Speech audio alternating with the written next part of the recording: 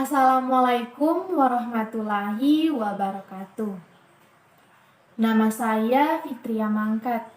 Saya mahasiswa Universitas Negeri Gorontalo, Fakultas Ilmu Sosial, Prodi Pendidikan Pancasila dan Kewarganegaraan, jurusan Ilmu Hukum dan Kemasyarakatan, semester 3, kelas C.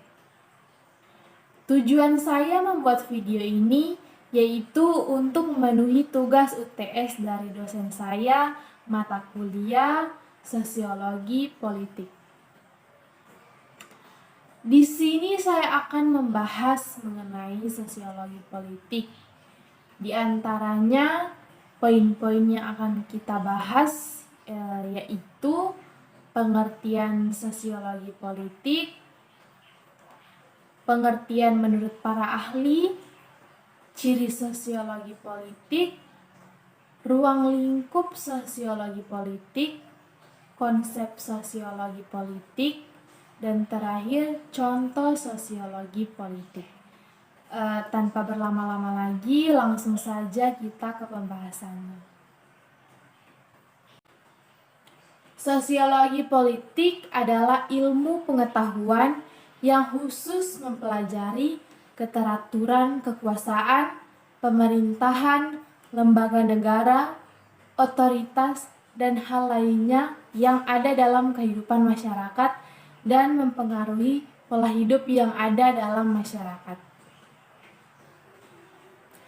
Menurut salah satu para ahli yaitu Gordon Marshall, sosiologi politik adalah bagian ilmu sosiologi yang mengkaji tentang sebab dan akibat kekuasaan yang ada dalam kehidupan masyarakat. Sosiopolitik mempunyai beberapa ciri, yaitu yang pertama, empiris. Artinya ilmu sosiologi politik dihasilkan dari prasangka atau sikap-sikap menduga dengan keadaan sosial. Dan yang kedua itu teoritis. Dalam pandangan ini, ciri sosiologi politik sebagai ilmu pengetahuan adalah berdasarkan kajian teori ada dalam sosiologi dan ilmu politik. Yang ketiga, logis. Ciri ini mengindikasikan bahwa kajian yang ada dalam ilmu sosiologi politik dapat ditangkap dengan akal sehat. Dan yang keempat itu kumulatif, yaitu artinya terjadi hubungan yang baik dalam sosiologi politik. Misalnya hubungan antara teori satu dengan yang lainnya, atau bahkan bantahan yang disusun dalam teori sebelumnya. Dan ciri yang terakhir itu adalah ciri nonetis. Artinya, dalam pandangan ilmu sosiologi politik, tidaklah mempersoalkan baik dan buruk, akan tetapi lebih mendeskripsikan pada tujuan yang ingin dijelaskan sesuai kapasitas dalam sosiologi politik.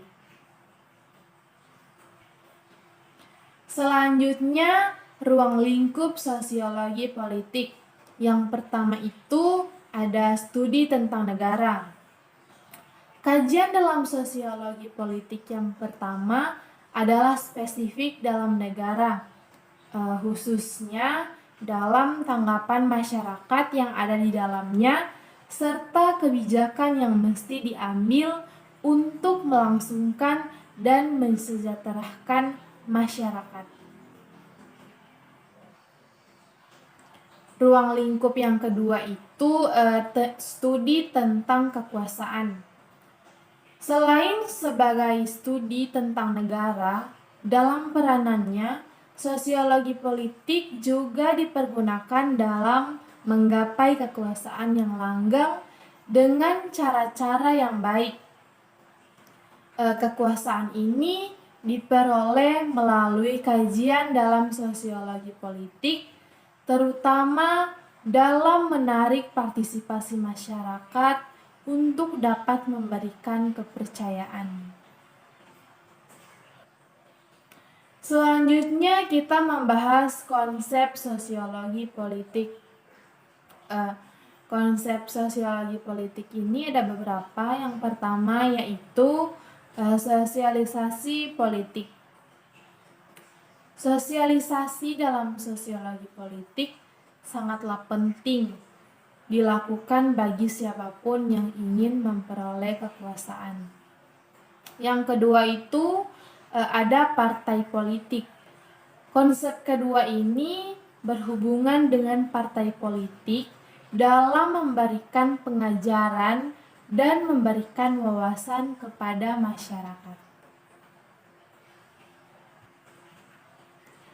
Yang ketiga ada pengrekrutan politik. Bagian ketiga dalam konsep sosiologi politik yaitu dengan memberikan pengrekrutan politik baik menjadi anggota ataupun dalam partisipasi yang diinginkannya. Berikutnya contoh sosiologi politik.